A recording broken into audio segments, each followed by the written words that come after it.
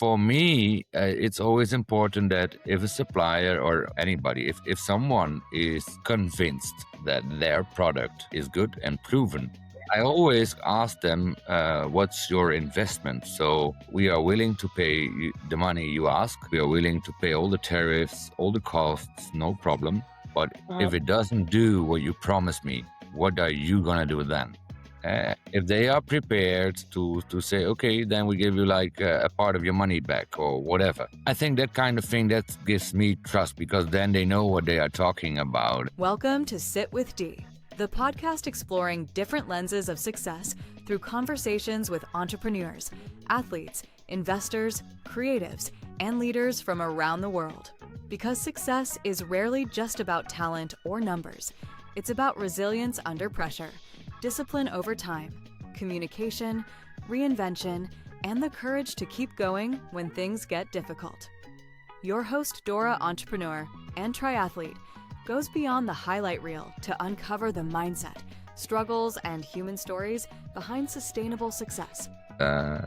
Thanks to you, Dora, also for inviting me, and the honors are mine. My name is Hans. I'm 44, almost, from the Netherlands, and I've been working in textile the last 25 years.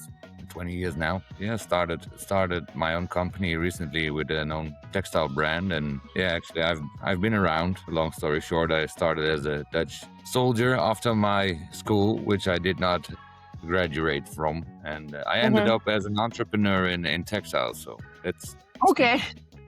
Yeah, that's not a usual or straightforward journey, isn't it? I didn't plan it that way, but Okay. yeah, well, it turned out this is my path. I don't believe in luck and coincidence, but things go as they come along. Okay.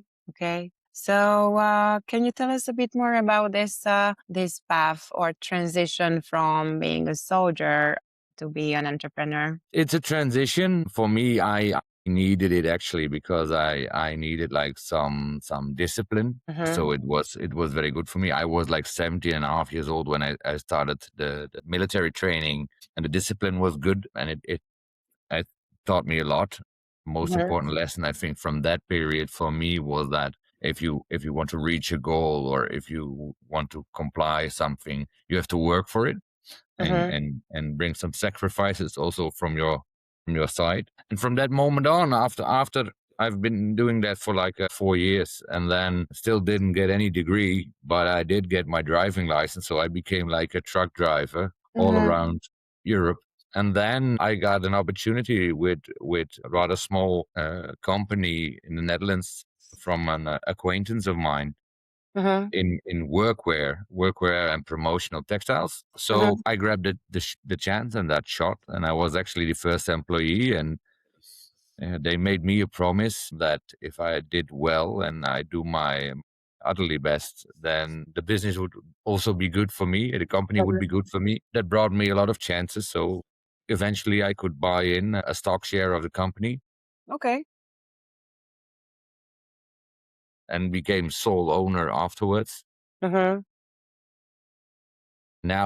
the same turnover. We have as a couple of millions in turnover and a good profit, and we have 2 locations in the Netherlands, working with like 32 employees at the moment. So things got big. Okay, so it's even more inspiring, at least to say, like a soldier, truck driver, discipline, textile, fashion, buying out the partner and being owner now. So yeah, it's not like the most obvious path, at least to say, but I'm even more glad that you are here with us and sharing your story. So yeah, I think there is an interesting perspective still we can get a chance. And one more question about is, like, you mentioned already discipline and textile. So textile is kind of like the workwear and the workwear fashion. So how do you think like fashion and discipline can like coexist, or can they? I don't know. It's a difficult question. I mean, it's two separate things. Regarding to discipline, I think discipline and also self-discipline is very important because nothing in this world is coming for granted and for free. So you have to work for it and do your best and keep trying, even when you don't succeed or when things get tough. So I think yeah, and the relation to fashion, it's all about achieving your goals and achieving your dreams. You have to set like a target and a goal where you want to go to. Hmm. Not, and then it's not bad if you don't reach the goal, but you can maybe come a little bit further in the right directions, and that will not be go in a straight line. And there is, I think, where discipline comes in. Um, you have to persevere and you have to endure a lot, but keep eyes on the prize. That's Hmm. what I'm always telling my people: eyes on the prize and the road. It doesn't care if you go a little bit to the left or to the right. I mean, at the Hmm. end of the story, that's where the goal is, where the success lies. So that requires discipline also in fashion and in textiles. Okay. Yeah, I mean, over the last 20 years, you must have faced a lot of tricky or even tough situations. Also, maybe mentioning this partner and the buyout, but like I think like the industry as such could be a challenging one. So, do you have any stories you would like to share about like facing tough situations? Oh yeah, well, eventually when you are like in the business you want your success and you get sort of greedy, I think is a wrong word, but you want to be successful very bad. So then you go all the way for it. And we made also some mistakes and stupid things along the way, like doing business with bad suppliers and then trying to sell it like it's gold, and then customers who call us and they say, okay, this is not really what I had in mind, and then you have to turn it around. For example, once we had an order for keychains. It was like a little pocket Hmm. with a little key ring. You can put your car keys inside it. But we had a customer who used the same things to put in earplugs, very custom-made medical earplugs. They were very expensive, and they use it as a sort of pouch to contain those earplugs. So I had a supplier in China, and I sent him the pictures. And on the picture, you could not see that the inside key ring was on the inside of the pocket between the both ends of the zipper. So they just copied the things they saw on the pictures. On the back end of the car zipper pouch was like a strip of leather with a keyring, which obviously doesn't belong there. It belongs on the inside. But we got it delivered and we said, oh, this is all okay and this is great. And then I had to personally deliver, I think it was 5,000 pieces to our customer. The customer said, this is not normal, right? And then I told the customer, this is just, we did this just for you because it's so hygienic. It's so hygienic that now the zipper can close down all the way. He said, this is a marvelous, marvelous idea. So that was very lucky for us, but it was at the same time very stupid because we didn't know how to check and do all the measurements, and so it was a learning curve. Okay. Yeah. So speaking about like a learning curve, I think textile and the whole supply chain management that comes with that is pretty complex. Just to give you like a context, like most of the audience we have is usually working in tech and with digital products, and I think a tangible product and of course the service that comes with that is rather different. Although obviously there are like common traits like customer service and account management, but still having the right providers, at least to say, or selecting them is a big part of the company's success. How do you manage those parts, or how do you recruit, for example, providers that you can trust?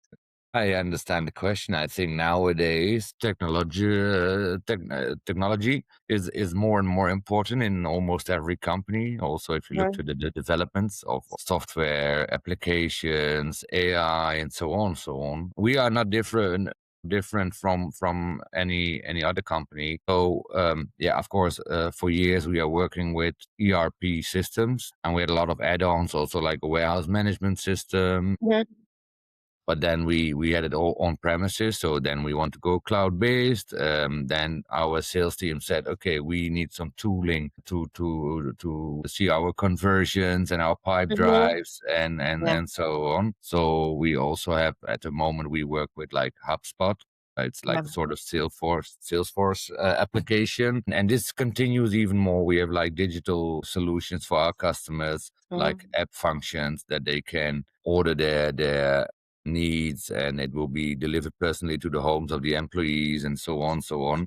Mhm. So for me, it's very hard to find the right provider, because everybody promise you heaven. It's very hard to test it from front side, Mhm. because they have big promises and perfect returns on investment. For us, like a rather small company, this is quite an endeavor, but we are investing highly in automatization of our process. Mhm. But it's Okay. more the most important reason for us is scalability. We want Mhm. to be scalable also when we want to grow, but not with more employees or people, but by making our business smart, making the process Mhm. smart, and always looking which applications can help us. Mhm. Okay. Still a bit like spinning on the provider or like supplier side, because most of the manufacturers of cost efficiency perspective are from different culture background, meaning like from China or from Asian countries. Like, how can you overcome the cultural differences of the business? By looking someone in the eyes, that's a fair. I don't know. I think for a big part, it's like a sort of gut feeling. You know when it's Mhm. right, and if somebody gives you honest answers on your questions. We prefer, if it comes down to real providers or applications. I mean, for the product itself, it's like a lot of from the Far East. If it comes to like digital solutions or high impact solutions on our processes, yeah, we prefer to have a supplier from mainland Europe, because Mhm. then the cultural differences are less. They are still there, but it's much less. And then we always ask of proven material, or like a proven case study, so then we know upfront where we are starting with. Okay, nice. So you mentioned that on paper, every return on investment looks like heaven and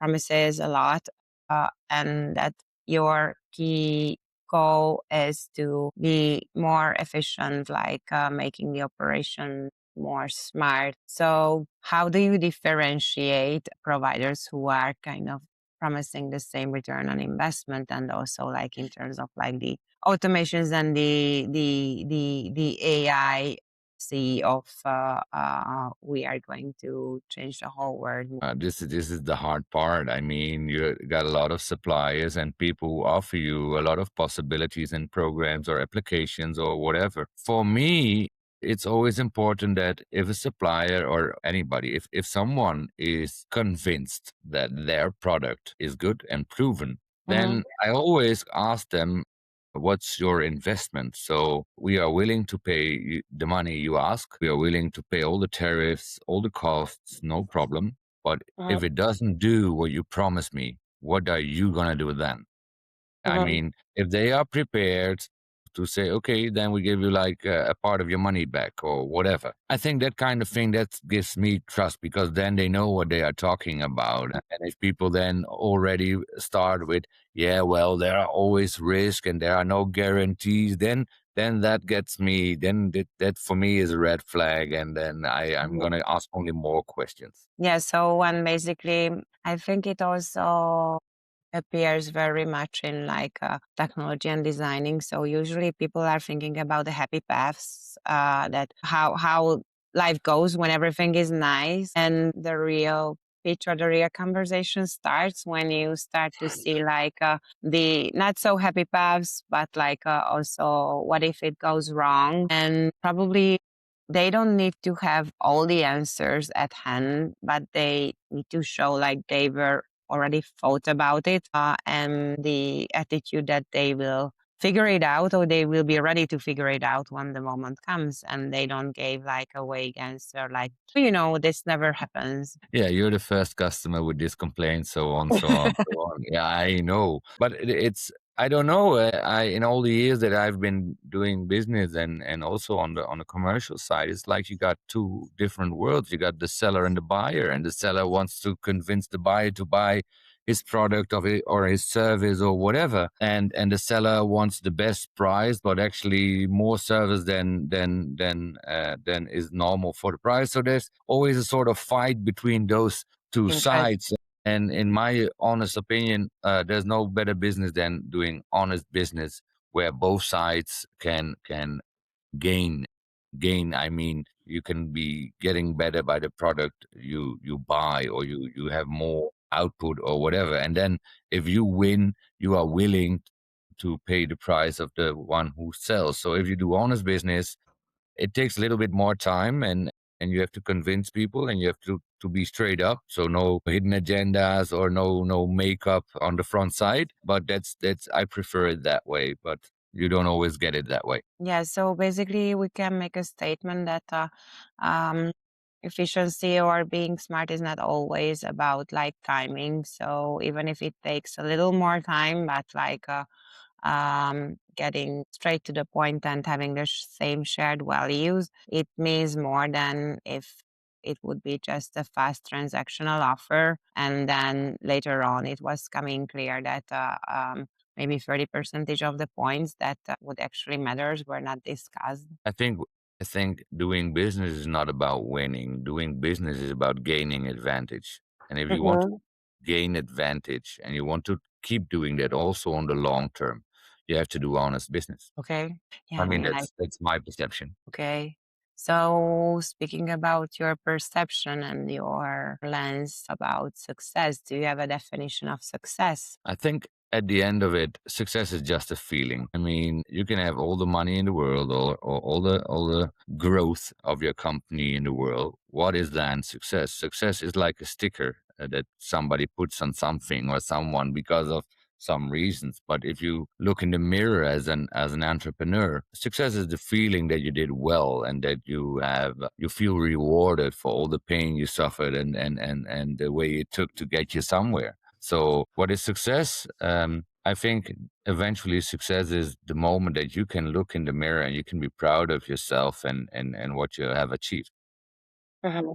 and when you're happy with that. Okay. Yeah. Speaking about like being happy of what you achieved. So you could be happy about what you achieved only with the Profit Max, but you have a new venture also, which is a recent one, the United. Yeah.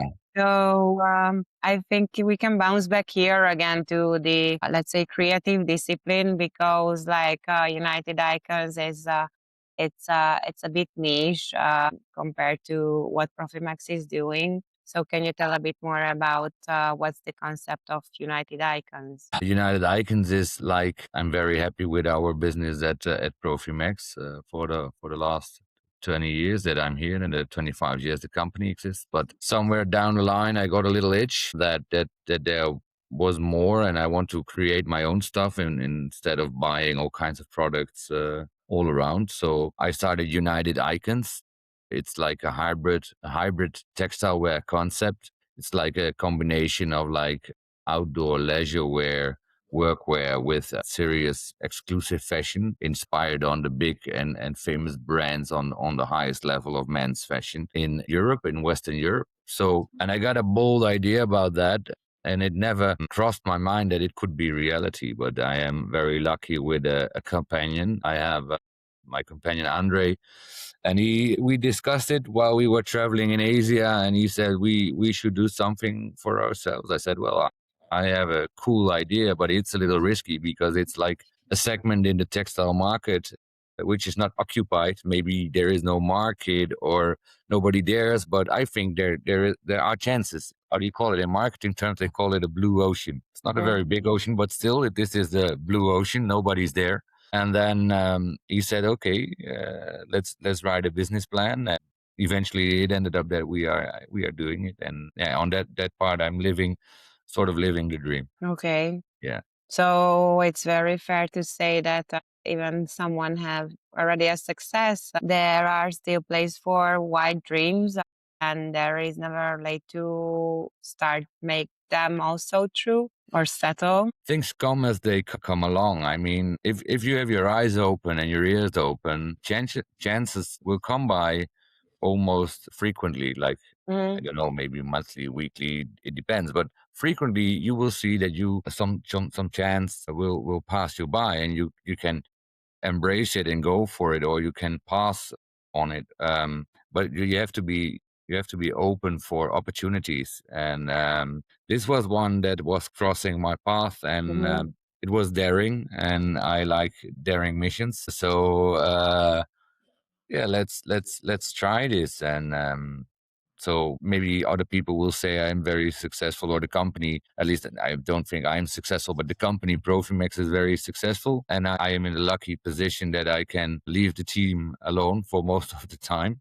Mhm. I only mention I'm only active on the strategical parts of the company, and so I have some extra time, which I am now using for something new, which makes me entirely happy and has a lot of challenges. And so yeah, that's United Icons.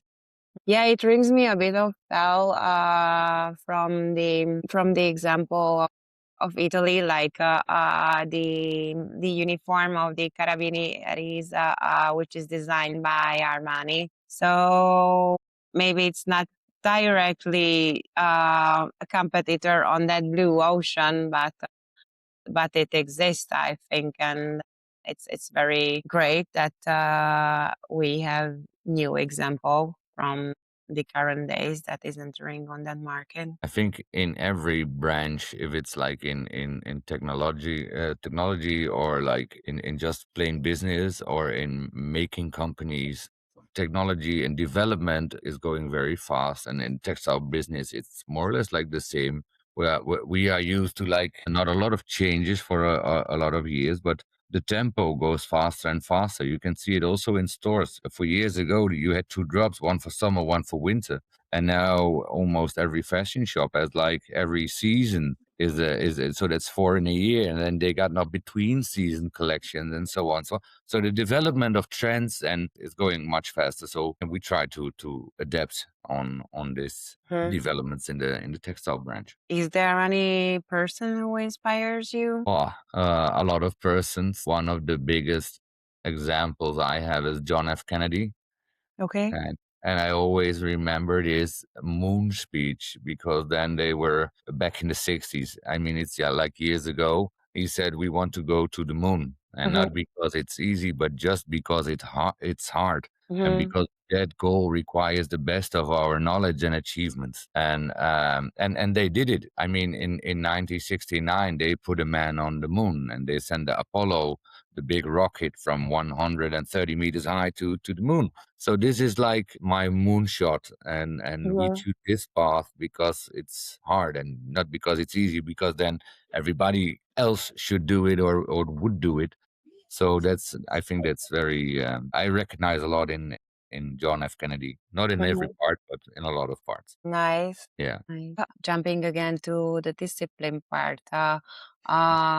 I like this topic because I'm also a disciplined person doing like endurance sports, triathlon, and like I just signed up for Ironman. So I would like to ask your opinion because how I see is that discipline has a lot to do with being a successful entrepreneur. Like in the formula of success as an entrepreneur, it's not just like the fancy and creative parts of like vision and strategy, but more like the discipline that you carry that through all the hardships and difficult paths, because there are going to be difficult paths. So do you did you use this discipline from your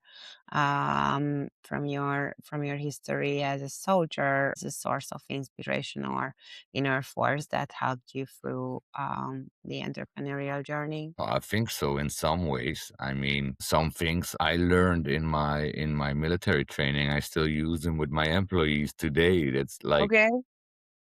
One of the things I say a lot is that if you really want it bad enough, you're already halfway. I mean, so willing is half of doing it. I mean, knowledge can be learned, but if you have the sheer guts and the sheer courage to do something, you want it bad enough, you are halfway. And that's something in the discipline when you have no self-esteem, or when you're down and out, when you don't trust yourself anymore because you tried, for example, very hard, but you did not succeed. In the military world, discipline then takes over because you have to, and you have to be disciplined and go on, go on, go on, and never give up. That's more or less discipline is like they want to have order, but also they never want you to give up. And that for me is helping a lot because everybody has his bad days, everybody has setbacks, or they lose faith in the outcome. But yet, on those moments, it's the discipline and it's the military training that always told me to keep going and keep believing and work for it. Nothing comes for granted. You have to work for it, and if you then you're already halfway. Mhm.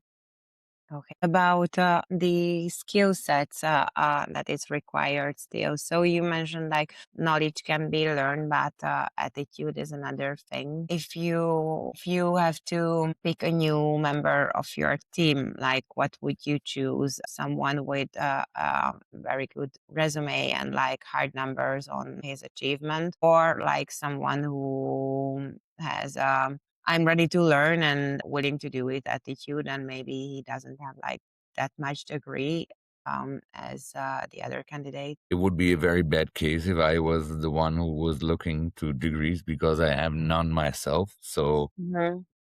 but I also know from experience that it helps. I mean, if you have a certain level of degree, doesn't makes you smart. It tells us that you can absorb a lot of things and Mhm. make it work. So we do look to like sort of we try to make an impression of what is the level that somebody can learn, and we also look in how much somebody wants to learn, how willing is somebody, and stamina and also motivation for us is I think almost half of what we use in selection. I mean, if somebody wants it very bad and they really want a job, they are willing to work for it, then you make a good chance at our Mhm. company. It all the time comes down to in the early stages about pitching the idea and showing it to investors and um nowadays it's half of the crew says like, yeah, you just need to show numbers like business results,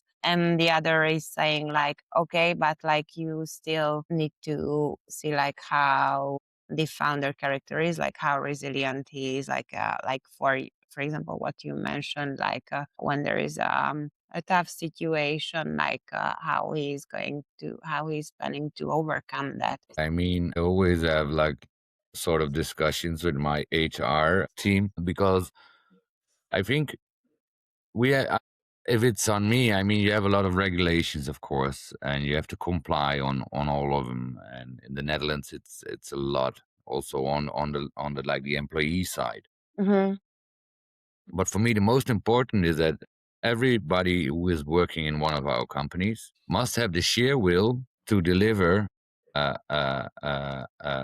positive adaptation to the result of the company. And it can be in a lot of forms, but that's the basic thing. And they have to understand and they can explain it in their own language, in their own words, what we are doing. And I'm telling my managers to always tell people what we are doing and what is their part in our success. They are evenly important than me as the company owner. I mean, Mhm. this is like a team effort, but you have to keep repeating in the company that every role plays its part in the joint success of the company. And that is for the most people a good motivation. And maybe be honest. If you say to people who work for you that they don't do their work right, that's no problem. But if they do it right, you also have to mention it, and that's Mhm. what a lot of companies forget. They are always busy on the details or the things that doesn't function. But if it does function, you also have to praise it and say, "Oh, you did that well," and that keeps people motivating. Then they will work for you. and they will tell that to other people, and the other people say, hey, if you have another job opportunity, please call me, I want to work for your company also. Or so it works for us. Speaking about opportunities, nowadays, especially the age of the AI, a lot of people think that the entrepreneurship is a solo journey and you have to be like the single solo fighter and get the most out of it. However, also because how we know each other from networking and business clubs. Well, I think connections always matter, and you don't have to use them daily, or you don't have to invest a lot of them in a lot of them, but it's always good to know a lot of people and a lot of opinions, and it makes also your own perceptions. It gives you a wider view of things. And if it, like, for example, like I told you, I don't have any school degree whatsoever. Because I have a lot of connections and I do a lot of networking, it taught me a lot. I mean, if you use your ears and eyes, you can learn a lot on the streets and in good conversations with good people. And it saves you money in the end if you pay attention. So I think networking and knowing people, it's still important, and it will always be important. Yeah, I never really thought about it like it saves you money in the end. But yeah, I'm a firm believer that every conversation or every contact you have is teaches you something either about something what you want or how it takes you closer to what you are trying to achieve, or like a very strong sign about what you don't want at all. And then it is also a good direction or indication about the direction. I think that if you look to some starting companies or people who want to start doing business or being an entrepreneur, they can have a lot of knowledge on their product or their service, which they want to provide or sell or whatever. But doing business is also learning how to move in the landscape with all kind of competitors and with all kinds of sharks like banks and so on, and people will take advantage of you, or maybe opportunities which you can take advantage of. So, like I told you, it saves you money, but also a lot of frustration. And actually, if you network well and you have a lot of good conversations with people who have experiences, you can make shortcuts, which you otherwise could never have. Yeah, I think another interesting perspective is that that I live in Malaga. And a lot of people say that, oh, Malaga is like super nice because it's sunny, it's laid back. Yeah, people are naturally working there, or that's not their primary motivation that when they are moving here that they want to work. But I have another perspective on this that because of the attractiveness of the area, a lot of high profile people are also moving here, and you can meet so many different characters and get very direct connections with them that you wouldn't be able to do they would be if you would meet them in their, let's say, natural habitat, like I don't know, like in New York or in London. And people are just genuinely super open or like much more genuine in the conversations. So that's why I think Malaga and like the Costa del Sol is a very nice opportunity to do good networking if someone is about that. Are. And if you're not busy with it and you're minding your own thing and you don't pay attention to it, you will not even notice that the opportunities are there to speak with a lot of people. And I think also that in conversations and in meeting people, which if you don't know each other is can be quite exciting, or and not everybody has the stomach to walk to a stranger and ask them, how are you? And can you tell me what you are doing here? I mean, we all always try to be polite and correct and don't go touch subjects that are possibly very interesting, but you don't talk about it at the first time you meet someone. So you have to take opportunities, and then things will unfold themselves, I think. Networking, you can do it everywhere, actually, in my opinion. You just have to ask, and people give you a reflection of your own attitude. Okay, okay, I will take it with me. Would you have any one liner that you would give as an advice to an entrepreneur who is starting from 0 to 1, but who wants to go from 1 to 10? Willing is 50% of doing. Okay, I like this tagline. Well, thank you, Hans. It was a blast talking to you. I really like your story and all the bits and bytes that you shared with us. I really wish that United Icons is going to be the next Armani in Italy, but like in Netherlands. Thank you for the opportunity and the conversation, and of course the success wishes. I will do my best of my abilities to make a big success of all our companies, and I hope we talk again in the near future, and then I can tell you how it went. Yeah, sure. I wouldn't miss it for the world. Thank you, Hans. Have a great day. You're welcome, Dora.